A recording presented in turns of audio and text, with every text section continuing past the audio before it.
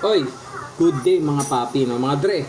So ngayon, meron kasi ako na-observe dun sa gamit nating unit, which is Aerox version 1. Napansin ko habang tumatakbo, yung may tunog na iwing sa harap. So, chinek ko, okay naman yung aking caliper, okay naman yung aking disc. So, hopefully, hindi naman malala yung tama, pero 100% assured na ako na baka sira na yung bearing ng mags ko. Kasi yun yung tunog ng bakal sa bakal iwing sound. So, kaya bumili ako ng dalawang rubber sealed na bearing sa Shopee. Ito naman ay hindi siya yung Yamaha, no? Kasi marami rin peke na ano. Pero ito, trusty naman yung binibilhan kong shop.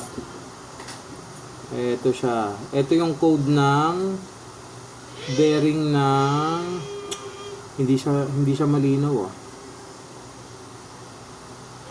Ito yung code ng bearing ng mags ng Yamaha. Hindi siya kita dyan So 6,300 RS yung binili ko. 63,000 RS. Pero pwede rin kayong bumili ng 63,000 ZZ bearing. Yun naman yung bakal yung cover sa dalawang gilid. Ang kagandahan kasi ng rubber seal, yan, ito. Natanggal ko na yung cover na itong isa.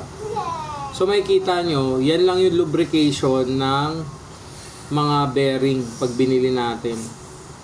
Tapos yung grease na ginamit dyan, ano lang yan, generic lang, manipis pa siya. So ang aking aim ngayon, eto may tools ako, sisikwatin nyo lang yan sa gilid, sa gitna. Ayun na, matatanggal na natin yan. As long as wag lang masisira yung seal niya, yan lang siya. Bibo, wag ingay.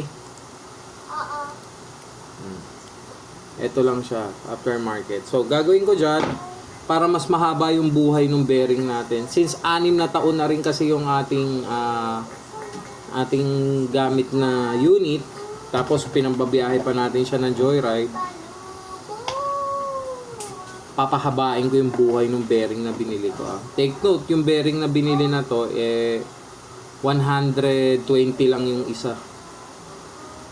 Pero sa akin, wala sa brand yon. So, ang kailangan ko lang, ito yung ginagamit kong sirang tabo, pero sealed naman.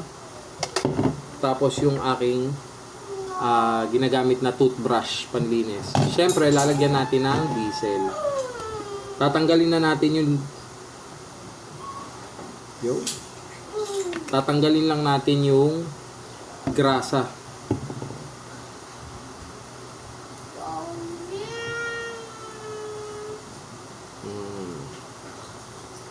Kung makikita kasi ninyo mga papi, ang nipis nung lubrication niya So lulusawin lang natin yun. Tapos papalitan natin ng high temp at saka high pressure na grasa. Tsaka napansin ko dito sa grasa na to, pag ginagamit ko siya sa CBT, pag ginagamit ko siya sa CBT, ano siya, sa pang 3,000 to 5,000, hindi siya nalulusaw. So nandun pa rin siya sa CBT. Pero dahil binuksan ko na, pinapalitan ko na rin ng bago. Yan. Tapos kukuha lang tayo. Maglinis naman siya actually. Kuha lang tayo ng basahan panlinis.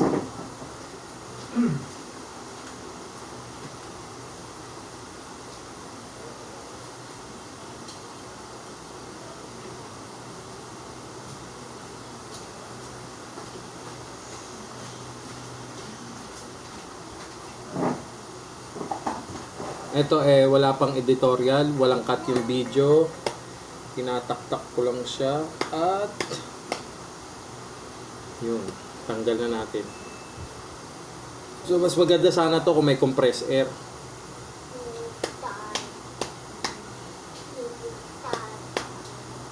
Ayan. Ito na siya. So, ide-demo ko lang kung paano ko tatapusin yung isang rubber seal. Anyway, gumagamit pala ako ng Saan yan? Ready ko na yun eh. Ng injection. Naku, nawala pa ang aking injection.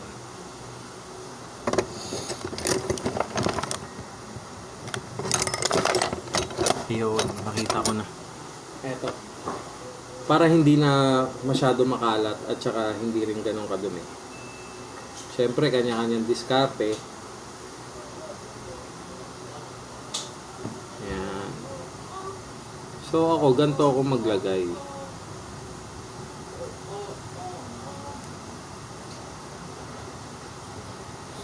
Yun. So, mas madali siyang gawin. Na hindi ka ganong nadudumihan.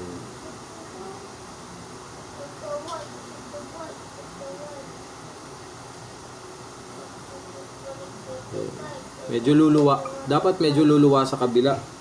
Pag prenes nyo yung unang rubber seal. Tapos lalagyan nyo lang yung pagitan. Pero yung saktong lagay lang. Huwag naman yung tipong susuka siya ng gusto pagka nilagay nyo yung rubber seal. So, ayun. Bago ko takpan, ito siya.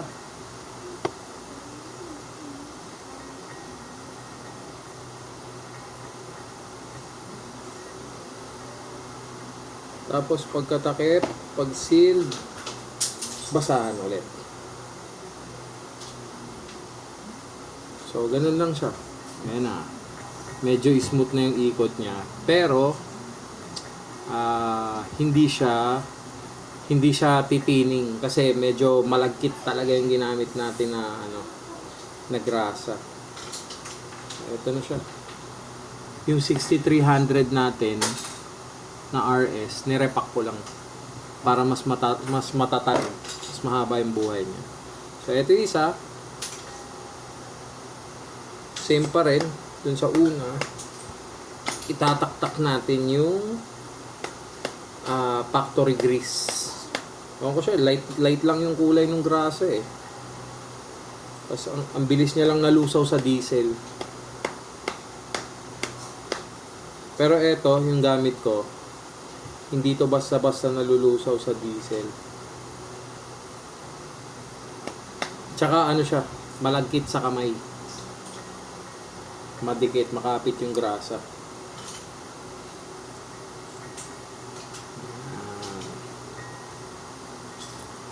So bili lang kayo ng high temp tsaka high pressure na grease. Ito kasing gamit ko, di ko alam, hindi ko masasuggest sa inyo kung saan makakabili kasi ito na-arbor ko lang sa tropa ko eh. Pero itatanong ko sa kanya kung saan nakakabili. So ganyan lang oh. Napaka-basic lang maglagay. Yan. Bali pagka maglalagay ako dun sa unang paste, yan. Marami talaga dapat. Saka ako na sasakloban. Tapos syempre may luluwa pa rin yan dyan. Ilalagay ko lang sa kabila. Yan. As you can see, medyo tumagos siya. Pero fill in the gaps tayo.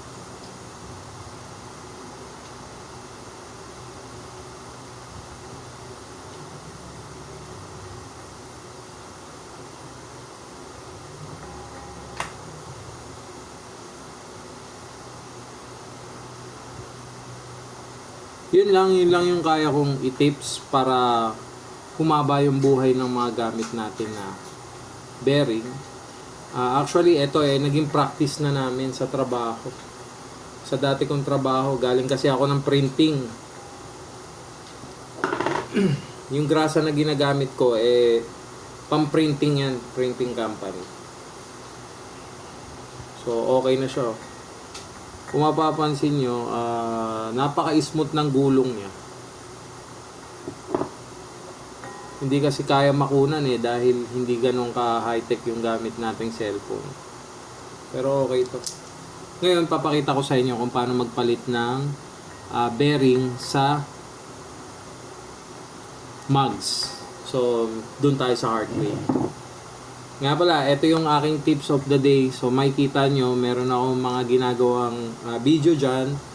Hindi ko naman kailangan ng likes, ng subscribe. Ito ay aking ito ay aking share lang. Masishare ko lang sa inyo para mapakinabangan nyo din. So, sana may naitulong ako sa inyo.